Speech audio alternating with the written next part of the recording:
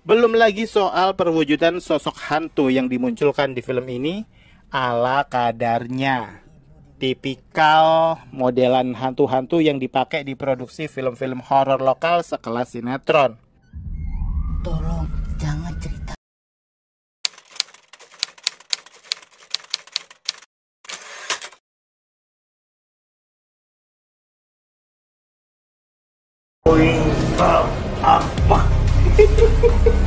Salam sinema, sahabat sinemalogi. Lorong Kos adalah film horor yang disutradarai Ganang Dera.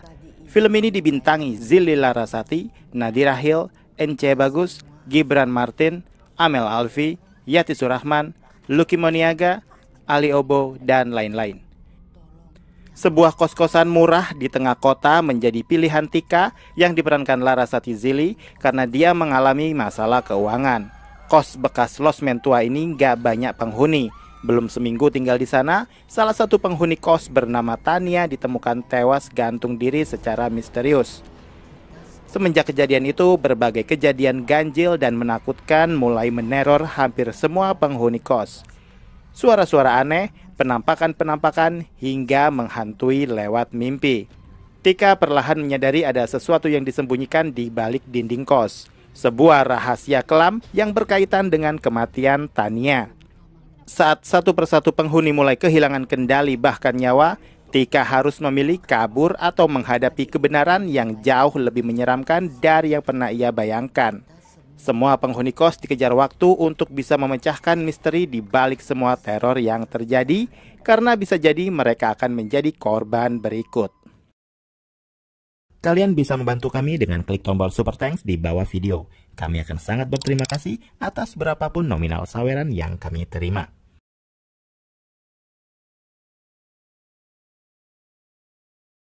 Film Lorong Kos memang benar-benar fokus di sekitaran kosan saja settingnya. Kita sebagai penonton bakal dikenalkan dengan seluruh karakter penghuni. Dari ibu kos, termasuk foto gede almarhum bapak kos yang dipajang dan sering disorot berkali-kali, tapi ternyata nggak punya korelasi dengan cerita-cerita berikutnya. Awal film ini cukup terasa niat untuk membangun nuansa surem di menit-menit pertama, melalui pengenalan masing-masing karakter, si ini bagaimana, si itu gimana orangnya, yang itu kayak mana. Meski formula kepenulisannya sangat klise dan template banget, termasuk tentang filosofi anak kos yang legend, yaitu bikin mie instan dimakan rame-rame. Dari awal kita diajak untuk mengikuti kisah di film ini melalui point of view Tika. Tapi justru lama-kelamaan peran Tika di film ini malah menurun. Film bukan lagi tentang Tika yang lagi miskin dan berjuang untuk bertahan hidup, tapi film sudah bergeser tentang lain-lain. Salah satunya tentang kematian Tania yang dimana Tika nggak memiliki andil apapun untuk memecahkan teka-tekinya. Minimal kepo dan nyari tahu penyebabnya. Peran Tika di film ini malah tergeser dan lebih banyak memunculkan Kang Ocep, sang penjaga kos. Porsi in-frame-nya lebih banyak dan lebih membawa cerita menuju akhir film. Walau film ini memiliki ending yang sangat tidak diharapkan sama sekali, benar-benar mengecewakan. Ala-alanya dibalut misteri teka-teki, siapa yang menjadi dalang dari kematian Tania. Di sepanjang film bukan penghuni kosan yang aktif mencari jawaban, tapi semua benar-benar diselesaikan pihak kepolisian, sehingga peran Tika dan yang lain sekedar menjadi bagian dari objek yang ditakut-takuti, bukan sebagai karakter utama yang kudu menyelesaikan segala teka-teki. Sebenarnya saat muncul informasi bahwa kematian Tania adalah korban pembunuhan dan bukan korban bunuh diri, di sini film seharusnya bisa disetting menjadi menarik dari segi penceritaan. Namun ternyata alur misterinya tidak tereksekusi dengan baik. Malah kebanyakan jumpscare kosong yang ampas banget. Nggak memiliki korelasi kuat dengan misteri yang sudah dibangun. Bahkan hampir semua jumpscare-nya pun juga. Kualitas acting para pemainnya juga nggak serempak menunjukkan performa yang oke. Ada yang pas-pasan, ada yang terasa nyeni banget, ada yang nampak udah terbiasa berakting dengan seperti biasa. Jatuhnya film ini tidak memberikan nilai plus dari segi acting. Tambahan bumbu komedi yang lebih banyak garingnya juga nggak membantu banyak. Ya lucu sih, tapi ya gitulah ya. Belum lagi soal perwujudan sosok hantu yang dimunculkan di film ini ala kadarnya. Tipikal modelan hantu-hantu yang dipakai di produksi film-film horor lokal sekelas sinetron. Tolong jangan ceritakan berita ini kemana-mana. Gak ada yang baru, CGI yang hasilnya mengkhawatirkan. Hampir sepanjang film saya hanya bisa tertegun, tak bisa berkata-kata, speechless.